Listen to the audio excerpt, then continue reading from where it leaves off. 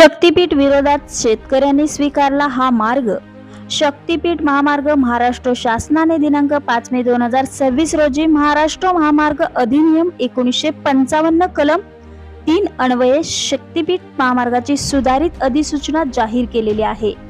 ही अधिसूचना जाहीर झाल्यानंतर या महामार्गास सोलापूर, सांगली, कोल्हापूर जिल्ह्यातील गावातील शेतकऱ्यांनी तीव्र विरोध करीत आपल्या हरकती दाखल केल्या आहेत।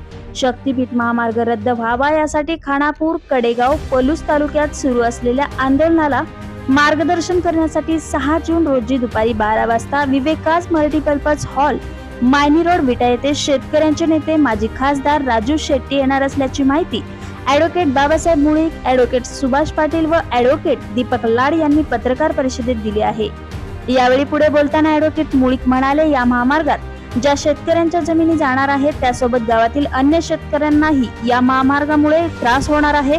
यामुळे ज्या गावातून महामार्ग जाणार आहे त्या संपूर्ण गावांचा या महामार्गास विरोध आहे। या महामार्गाविषयी जनभावना समजून घेण्यासाठी शासनाने संबंधित गावामध्ये जाऊन जनसुनावणी घ्यावी। तसेच महामार्ग जाणाऱ्या प्रत्येक गावात महामार्गाला मंजुरी घेण्यासाठी ग्रामसभा घेऊन जनभावना समजून घ्यावी। नुकतेच सोलापूर जिल्ह्यातील माढा तालुक्यात शक्तीपीठ महामार्गासाठी मोजणीचे काम सुरू असताना मोजणी करणारे कर्मचारी आणि शेतकरी यांच्यात वादावादी होऊन दगडफेकीची घटना घडली। याबाबत तेथील 40 शेतकऱ्यांवर गुन्हे दाखल केले आहेत। सध्या महागाई, इंधन, खत टंचाई इत्यादीमुळे अगोदरच शेतकरी आणि राज्यातील जनता अडचणीत आहे। यात गरज नसताना शक्तीपीठ महामार्गामुळे हिंसाचार, जनक्षोभ वाढू लागलेला आहे। तसेच पोलीस व प्रशासन यांच्यावर ताण निर्माण होत आहे। महामार्गाला असलेला विरोध पाहता शासनाने बंदोबस्तासाठी वाया जाणार वेळ, पैसा वाचवून तसेच आंदोलनासाठी शेतकऱ्यांनाही खर्चात न पाडता शक्तीपीठ महामार्ग रद्द करावा।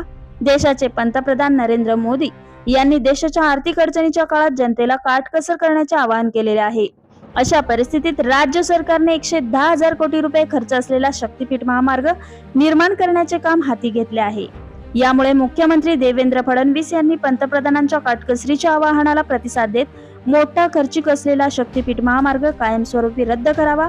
प्रस्तावित शक्तीपीठ महामार्गाला राज्यात अनेक पर्यायी महामार्ग, राष्ट्रीय महामार्ग उपलब्ध आहेत। यामुळे गरज नसलेला व मोठा खर्चिक असलेला शक्तीपीठ महामार्ग शासनाने त्वरित रद्द करून दिनांक 5 मे 2026 ची अधिसूचना रद्द करून शेतकऱ्यांना दिलासा द्यावा, अशी मागणी ॲडव्होकेट मुळीक यांनी केली आहे। यावेळी संग्राम देशमुख, तानाजी धनवडे, विकास महाडिक, अक्षय सूर्यवंशी, संताजी जगताप, भीमराव निकम, युवराज काटकर, रवी काटकर, प्रकाश भोसले, अनिल सावंत, मनोज निकम, पांडुरंग निकम, राजेंद्र माने, संभाजी निकम यांच्यासह खानापूर, कडेगाव, पलूस तालुक्यातील शेतकरी उपस्थित होते। बातमी संकलन गजानन गायकवाड, क्रांती न्यूज, विटा। सामान्य शेतकऱ्यावर अन्याय करणार आहे। इथं कुणीही तुम्हाला मागणी केलेली नसताना कुणीतरी त्याला विरोध केला, त्याबद्दल तो नको आहे म्हणून तो नका आपल्याला मार्ग इकडं उचलून टाकायचा, इथल्या शेतकऱ्यावर अन्याय करायचा। म्हणजे तुम्ही करताय काय? त्या मार्गाला आमचं का विरोध आहे पहिल्या त्याच्या प्रेसमध्ये आपण सांगितलेलं होतं। यासाठी लोकांना संघटित करणं महत्त्वाचं आहे। पण इतकं मोठं तीव्र होणार आहे या सगळ्याचा विचार करून शासनानं वेळीच हा रस्ता रद्द करावा।